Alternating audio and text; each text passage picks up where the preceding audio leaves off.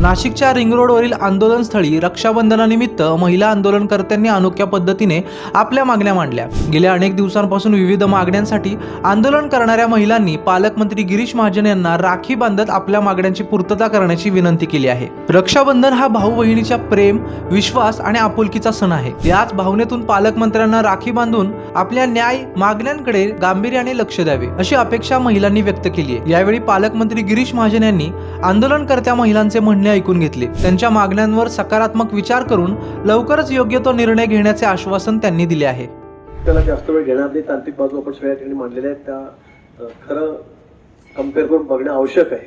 आपण जे म्हणतात ते आम्हाला सांगतायत, ते म्हणतात ते असं नाहीच आहे, आपण म्हणतो की तसंच आहे। मला असं वाटतं की अगदी हा सूर्यन हा जयत्रथ आपण 1-2 दिवसामध्ये या ठिकाणी करू। उद्या साहेब इथे येत आहेत नाशिकला, पण साहेबांना एवढा तासभर वेळ मिळणार नाही। या ठिकाणी मिनिट टू मिनिट कार्यक्रम आहेत, ते बाय रोड येत आहेत, बाय रोड त्यांना जायचं आहे। मी साहेबांशी सकाळी बोललो, 2 वेळा माझं बोलणं झालं, पण साहेब म्हणले मग तिथे एवढा वेळ देता येणार नाही, कारण आपले 4-5 कार्यक्रम ठरलेत। आता संध्याकाळी पुन्हा मुंबईमध्ये कार्यक्रम आहे, तर 1-2-3 दिवसामध्ये शिष्टमंडळ परत बोलवा, सगळ्या अधिकाऱ्यांना सूचना द्या।